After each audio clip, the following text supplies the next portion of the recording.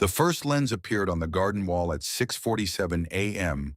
on a Tuesday morning in March 1987, followed by 19 more within the hour, and Freddie Mercury woke to the sound of camera shutters clicking like a swarm of mechanical locusts outside his bedroom window, not knowing that what he thought was a single photographer camping for a shot had actually become a military-style siege operation involving 40 paparazzi, 12 newspaper reporters, 3 television crews, and the Sun newspaper's entire investigative team, all convinced they were days away from photographing a dying rock star and willing to do absolutely anything to get that picture. Jim Hutton heard the clicking first because he'd been awake since 5 caring for Freddie through a difficult night, and when he pulled back the bedroom curtain just an inch to see what the sound was, 20 camera flashes went off simultaneously like a lightning strike, and he jerked back so fast he nearly fell. And Freddie's voice from the bed was groggy but alarmed. "What is it? What's happening?" And Jim's response came out strangled. "They're everywhere, Fred. On the walls, in the trees. I think I saw someone on the neighbor's roof. It's not one photographer anymore. It's an army." What neither of them knew yet was that the Sun had published a front-page story that morning with the headline, "Freddie Mercury, 6 months to live," based entirely on speculation and anonymous sources, that copies were already being delivered across Britain, showing a grainy telephoto image of Freddie looking thin through a garden lodge window taken weeks earlier, and that the article had triggered a feeding frenzy among tabloid media who smelled the biggest celebrity death story since Elvis and were willing to break laws, scale walls, and turn a residential London street into a surveillance zone to get exclusive dying man photos they could sell for hundreds of thousands of pounds. Freddie pulled himself from bed with effort because his body didn't work the way it used to, every movement requiring conscious thought and will. And he walked to the window because he needed to see this for himself, needed to understand what was happening. And when he pulled the curtain back just enough to look out, the eruption of camera flashes was so intense it felt like being hit by a physical wave. And through the white spots dancing in his vision, he saw them, men with telephoto lenses, perched on his garden wall like vultures. Men with cameras pressed against his iron fence. Men actually standing on ladders positioned in the street to shoot over his privacy barriers. And in that moment, Freddie Mercury understood with crystal clarity that his privacy, his dignity, his right to die in peace, all of it had just been declared worthless by people who saw him only as a commodity to be photographed and sold. This is the story of the siege that lasted 3 weeks, of the neighbor who became an unexpected hero with nothing but a garden hose, of the last genuine laugh Freddie Mercury ever had, and of the day he decided he would never again give these predators a single word of acknowledgement because silence was the only weapon he had left. Jim grabbed Freddie and pulled him away from the window so hard they both nearly fell, and Freddie's anger flared because he was sick of being grabbed and managed and treated like he was made of glass. But Jim's face was white with genuine fear as he whispered urgently, "Fred, they got you. The second you looked out, they got the shot. That'll be tomorrow's front page, you looking out the window. They'll write whatever they want about how you look." The phone started ringing, and it was only 7 in the morning, and Freddie knew without answering that it would be Mary or Brian or his mother, all of them having seen the Sun's front page, all of them panicking, all of them wanting to know if it was true, if he really had 6 months, if he'd been hiding how bad things were. And the ringing felt like an accusation, like even the people who loved him were part of this invasion into his private deterioration. He didn't answer it. Instead, he sat on the edge of his bed in his pajamas that hung too loose on a frame that had lost 40 pounds, and he made a decision that would define his final years. I'm never speaking to them again. Not a denial, not a confirmation, not a single word. They want a statement? My statement is silence. They can write whatever fantasy they want. I won't participate in my own public autopsy. Jim tried to argue that silence would be interpreted as confirmation, that the rumors would get worse, that people deserved to know the truth. But Freddie's face had gone to that particular expression of stubborn determination that meant argument was useless, and his voice carried absolute finality. The moment I confirm or deny anything, I've agreed they have the right to ask. They don't. This is my body, my illness, my death, mine. The only thing I control now is what I choose to tell them, and I choose nothing. The phone rang again and again, and Freddie unplugged it from the wall with a violence that sent the receiver crashing to the floor. And the sudden silence in the bedroom was broken only by the incessant clicking of camera shutters outside, a sound that would continue without pause for the next 3 weeks. By noon, the siege had escalated to levels that shocked even London's Metropolitan Police when they received calls from concerned neighbors, because garden lodges surrounding streets had been transformed into something resembling a war zone, with photographers climbing into trees for better angles, reporters knocking on every door within viewing distance, offering cash for access to upper windows. And someone had actually brought a cherry picker, the kind used for construction work on tall buildings, and positioned it in the street to shoot down into Freddie's private garden. A woman named Mrs. Patricia Hastings, who lived 2 doors down from Garden Lodge and had been Freddie's neighbor for 5 years without ever bothering him or asking for autographs or treating him like anything other than the quiet gentleman who sometimes nodded hello when checking his mail, watched from her sitting room window as a photographer tried to bribe her own gardener with £500 to let him set up a telephoto lens in her upstairs bathroom that faced Freddie's property. She was 73 years old, a widow who'd raised 3 children and buried a husband and lived through the Blitz when London was actually under attack from people trying to kill British citizens. And she'd developed very firm opinions about bullies and cowards and people who attacked those who couldn't defend themselves. In watching these photographers treat a dying man's home like it was public property, they had the right to invade made something in her chest go hot with righteous fury. When the photographer actually started climbing her back fence without permission, clearly intending to access her property whether she consented or not, Mrs. Hastings went to her garden shed, retrieved the hose she used to water her roses, walked to her back garden with the steady purpose of someone who'd decided enough was enough, turned the water on full pressure, and aimed the stream directly at the photographer's face from a distance of perhaps 12 feet. The man's yelp of shock and fury was deeply satisfying, and when he tried to climb down while shouting threats about lawsuits and property damage, Mrs. Hastings adjusted her aim to hit him squarely in the chest, and she kept the water pressure on him until he fell backwards off her fence into the alley behind.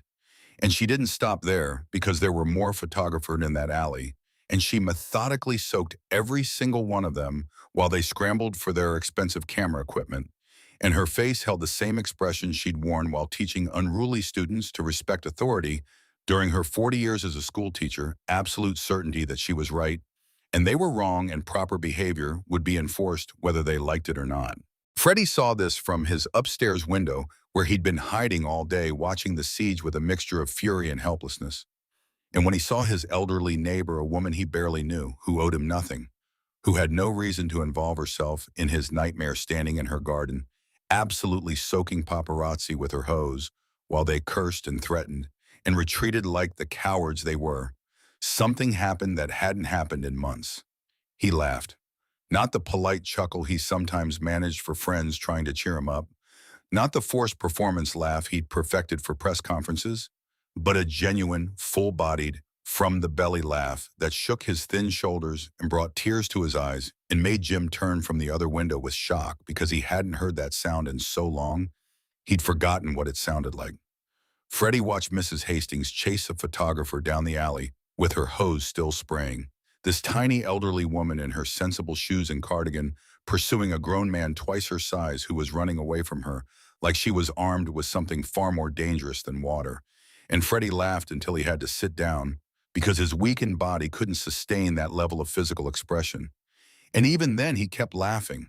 And Jim started laughing too, though he didn't quite know why, except that Freddie's laughter was infectious, and it had been so long since there had been anything to laugh about that this moment felt like oxygen after suffocation. When Freddie could finally speak, he said through gasps, "Did you see her face? She looked like a general routing enemy forces. She's got better aim than Roger on his drums. Oh God, I think she got one of them in the face with full pressure. This is the best thing I've seen in months."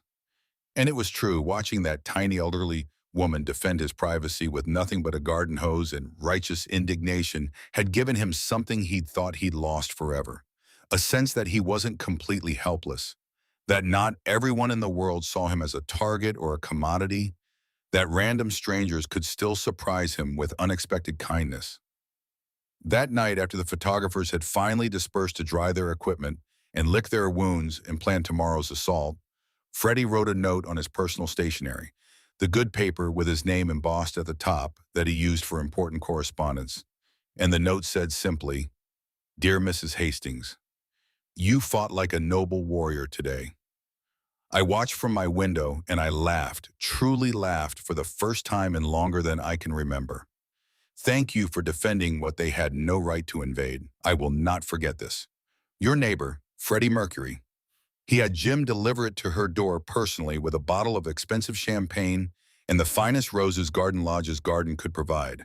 And Mrs. Hastings would later tell her daughter that she'd cried reading that note because she'd never expected acknowledgement, had done it simply because it was right. And receiving thanks from a dying man for such a small act made her realize it hadn't been small at all. It had been everything to someone who had nothing left except the few square feet of privacy these predators were trying to steal. The siege continued, but Mrs. Hastings had established a precedent, and other neighbors began to fight back in small ways, refusing to sell photographers access to their windows, calling police every time someone trespassed, deliberately parking cars to block cherry picker access, creating a neighborhood coalition that decided Garden Lodge's privacy was worth defending, even if the newspapers and paparazzi thought it was fair game. The Sun published daily updates about the siege they'd created, calling it Freddie Watch, like it was entertainment rather than harassment, running telephoto images of Garden Lodge's windows with speculation about which room Freddie was dying in, printing interviews with sources close to the star who were actually former acquaintances or distant relatives willing to sell speculation for cash. And the circulation numbers were enormous because the public's appetite for celebrity death was apparently insatiable. And the Sun had decided Freddie's deterioration was content to be mined daily, regardless of ethics or human decency. Freddie kept his promise and said nothing, released no statements, offered no denials or confirmations, maintained absolute silence while the Sun and other tabloids filled that silence with increasingly wild speculation. And that silence became its own form of power because it gave them nothing to work with, no quotes to twist, no images to analyze except what they could steal from a distance. And Freddie discovered that being silent was harder than performing, but also more dignified than playing their game. Mary Austin came to visit and found him looking at the newspaper coverage spread across his dining table. Page after page of telephoto images and speculation and countdown clocks about how long he had left. And she started to cry seeing his private deterioration turn into public spectacle. But Freddie's voice was calm, almost detached. "They're writing fiction, Mary. Let them. The real story, how I actually feel, what I'm actually experiencing, who I actually am in these final months, that's mine. They can't have it. They can take pictures and make up stories, but they can't actually reach me unless I let them. And I won't." She asked how he could be so calm when they were literally laying siege to his home, and he said something she'd never forget. "I've spent my entire adult life performing for crowds, giving them what they wanted to see, creating Freddie Mercury for their consumption. This is the first time in decades that I get to simply be private. They can't force me onto their stage anymore. I've retired from performing, and their desperation to make me perform one last time, the dying rock stars show they're so hungry for it that desperation proves I was right to stop. Let them scream outside the walls. Inside, I'm finally just Fred." 3 weeks in, public opinion shifted. Even tabloid readers found the harassment distasteful. Letters flooded editors. A dying man deserved privacy. The Sun defended their Freddie Watch as journalism, but the argument rang hollow when photographers searched trash cans and scaled walls with ladders. The financial cost, 40 photographers round the clock, trespassing fines, bad publicity, finally outweighed the benefit. The siege gradually ended. Garden Lodge became less like a prison, though Freddie never again felt safe, never opened a curtain without wondering if cameras waited.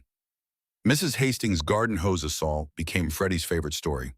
He'd describe her face, her aim, her absolute moral certainty, and he'd laugh even when laughing hurt. That memory proved not everyone had lost decency, that random kindness still existed, that he wasn't alone. Years later, a journalist found Mrs. Hastings, now in her 80s but still sharp. They treated him like an animal in a zoo, she said. Nobody deserves to die photographed through their bedroom window. I had a garden hose. They were trespassing. It was bullying, and I never tolerated bullies. She showed the journalist Freddie's note, still framed on her mantel, a pressed rose preserved in her Bible. He wrote that he laughed. That's what matters. A dying man laughed because someone showed the smallest kindness. I just wish I'd had a bigger hose. In his will, Freddie left her a substantial sum. For the warrior with the garden hose. The king appreciated it. She donated it to AIDS research, keeping only enough for an industrial-strength hose mounted like a trophy, ready for the next bully.